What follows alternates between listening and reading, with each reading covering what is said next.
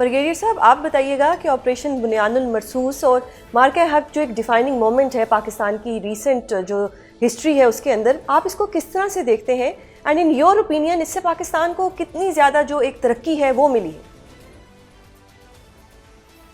देखिए, बुनियानुल मरसूस जो ऑपरेशन है, आपने ये देखा कि किस तरीके से ये ऑपरेशन प्लान किया गया। उसके बाद पूरी कौम को फील्ड मार्शल सैयद आसिम मुनीर ने कौम को इकट्ठा किया और इकट्ठा करने के बाद अगर आप देखें तो जिस तरीके से इतनी बड़ी इंडियन एयरफोर्स और ग्राउंड फोर्सेस को शिकस्त फाश की और इंडिया को आइसोलेट कर दिया, उनका मुंह काला हो गया। पाकिस्तान नेट सिक्योरिटी स्टेबलाइज़र बन गया, रीजनल स्टेबलाइज़र बन गया।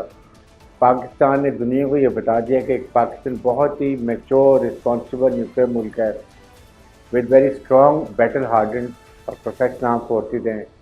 इंडिया ने अपने को ये साबित कर दिया कि इंडिया बहुत ही इमेच्योर इररिस्पॉन्सिबल न्यूक्लियर मुल्क है जो फॉल्स फ्लैग ऑपरेशन करके, झूठा ड्रामा करके एक हमसाया न्यूक्लियर मुल्क के ऊपर अटैक करता है, नॉट रियलाइजिंग कि इसके कैटास्ट्रॉफिक इफेक्ट क्या हो सकते हैं, इसको रीजनल क्या प्रॉब्लम हो सकती है, ग्लोबली क्या इफेक्ट हो सकता है।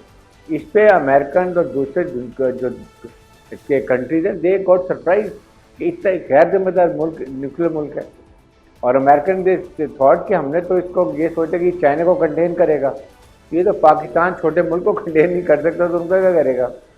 यहाँ से पाकिस्तान का स्टैचर दुनिया में बहुत हाई हो गया। दुनिया ने रियलाइज किया कि पाकिस्तान बहुत स्ट्रॉन्ग मिलिट्री पावर है। और फिर हमारे फील्ड मार्शल को जिस तरीके से वाइट हाउस बुलाया गया, वहाँ पर उनको 1 घंटे की मीटिंग 2 घंटे के लिए बैठे, डिस्कशन हुई। प्रेसिडेंट ट्रम्प स्पेशल लाइकिंग उनकी कर लिया, डेवलप लाइकिंग। आपने देखा होगा हमेशा हर जगह वो कहने लग गए कि where is the field marshal, is a good guy, I like him, is a fighter. और जिसकी वजह से फिर आपके सामने सऊदी अरब ने हमारे जो स्ट्रेटेजिक दिफार मुआहदा किया, बाकी ममालिक भी हमें करने लगे। दुबई में एयर शो हुआ, वहाँ हमारे जो J-10 ने जो एक परफॉर्मेंस दिखाई प्रोफेशनल, वो आपके सामने। तेजा जहाज़ 40 साल से तैयारी करके आया, वो वहाँ पर क्रैश कर गया। तो ये चीज़ों से पाकिस्तान आसमान की बुलंदियों में चला गया और इंडिया समुंदर की तह में दफन हो गया। This is the difference. आज पाकिस्तान को दुनिया रिकग्नाइज करती है, पाकिस्तान को दुनिया ये कहती है Pakistan is a peace maker. Pakistan इस वक्त एक सुपर पावर का ईरान की जो कि 47 ईयर जो दुश्मनी थी, वो ट्रस्ट कर रहे हैं पाकिस्तान के ऊपर कि प्रेसिडेंट ट्रम्प भी ट्रस्ट करते हैं फील्ड मार्शल पे, ईरान भी ट्रस्ट करता है।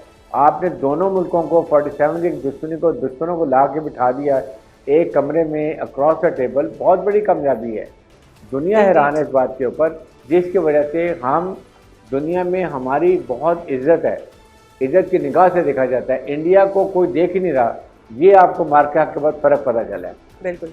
जावेद मलिक साहिब, आपके नज़दीक मार्का हक के बाद भारत किस तरह से सफारती और स्ट्रेटेजिक लिहाज से बुरी तरह एक्सपोज हुआ है और इससे उसकी सफारती तन्हाई कितनी बढ़ गई है?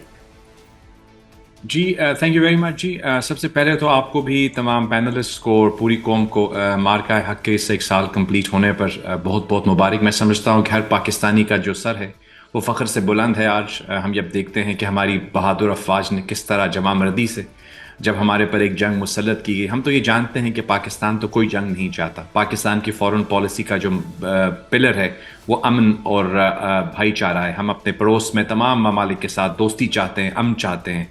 हम तो एक दुनिया का इतना बड़ा तनाज़ा हल करने की कोशिश कर रहे हैं एज ए पीस मेकर। तो हम क्यों चाहेंगे कि हम किसी के साथ दुश्मनी करें। लेकिन अगर कोई हम पर मसलत करता है जंग एक फॉल्स फ्लैग ऑपरेशन की झूठे प्रीटेक्स्ट में, तो हम उनको मुंह तोड़ जवाब देने की भरपूर सलाहियत रखते हैं। आई थिंक ये वो हमारी एक मैसेज थी जो दुनिया को गई कि पाकिस्तान जो है वो एक मजबूत और मुतहर्रिक कौम है और हमारी आर्मी, हमारी एयर फोर्स, हमारी जो नेवी होती है और उसके साथ साथ हमारी पॉलिटिकल लीडरशिप और field marshal general Asim Munir साहब की क़यादत में मैं समझता हूँ कि पाकिस्तान की तारीख़ का एक सुनहरा बाब हमने रकम किया दुश्मन को शिकस्त फाश देकर। और दुनिया के सामने जो एक मिथ थी कि पता नहीं जो हिंदुस्तान है वो गालिबन कोई बहुत बड़ी इमर्जिंग पावर है।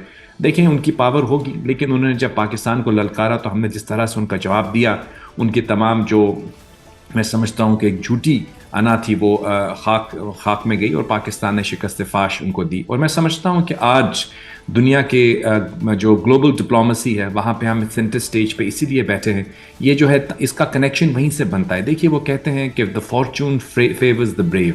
जिस ब्रेवरी के साथ, जवामर्दी के साथ हमने अपने आप को डिफेंड किया और पाकिस्तान का लोहा मनवाया दुनिया में, दुनिया ने हमको सीरियसली लेना शुरू कर दिया ऑफ कोर्स। और उसके बाद हम जब देखते हैं कि वही जो फील्ड मार्शल साहब ने जो लंच लिया, जिसका जिक्र ब्रिगेडियर साहब भी कर रहे हैं और मैं भी हमेशा इसका करता हूं, कि वो मेरी नज़र में वो एक टर्निंग पॉइंट था पाकिस्तान की सफारती तारीख का। वहाँ पे जब उनकी मुलाकात हुई, डिस्कशंस हुई, उसके नतीजे में एक ट्रस्ट डेवलप हुआ पाकिस्तान के साथ, जो मैं समझता हूँ कि आज उसका मजहर और उसका जो डिविडेंड है वो हम देख रहे हैं कि जब दुनिया की इतनी बड़ी एक तनाव जो है वो हो गया, जिसमें हमने देखा कि तमाम जो मिलिट्री स्ट्रैटेजिस्ट हैं वो समझ रहे थे कि एक तीसरी जंग अजीम की तरफ हम बढ़ रहे हैं। लेकिन पाकिस्तान की कामयाब सफारतकारी के नतीजे में हमने ये देखा कि हमने न सिर्फ उस जंग को रोका, बल्कि उन ऐसे एडवर्सरीज को जो कि 47 बल्कि 50 साल से एक दूसरे के खिलाफ थे, उनको एक टेबल पर मरकूज कर दिया। वो कोई आम इंसान नहीं, vice president of the US came all the way to Islamabad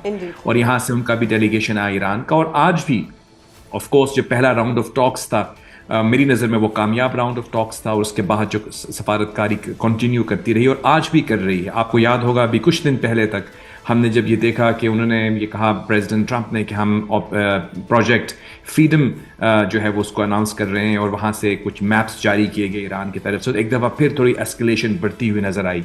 और मैं आपको ये बता सकता हूँ कि दोबारा से पाकिस्तान की जो सफारती काविशें थी वो ज़्यादा मुतहर्रिक हुई और उसी के नतीजे में आपने देखा कि प्रेसिडेंट ट्रंप ने कहा कि वो उस सारे प्रोजेक्ट को हॉल्ट कर रहे हैं और अब हम बहुत करीब है इंशाल्लाह कि इस मसले का हल तलाश कर लिया जाए। आपका सवाल कि हिंदुस्तान कहाँ है, तो मैं समझता हूँ कुछ लोग कहते हैं डिप्लोमेटिक आइसोलेशन, मैं तो ये कहूँगा कि they are in a state of strategic irrelevance. वो दुनिया में इस वक्त इररेलेवेंट होकर नजर आ रहे हैं और ये उनकी अपनी जो गलत पॉलिसी हैं उसके नतीजे में है। पाकिस्तान तो अभी भी चाहता है कि दुनिया के अंदर पाकिस्तान तमाम लोगों के साथ, तमाम ममालिक के साथ एक हम और भाईचारे के रिलेशनशिप रखें। अहमद साहब, आपका क्या तज्जिया है कि मार्का हक और इसके बाद खित्ते में ताकत का तवाज़ुन तब्दील होने के हवाले से?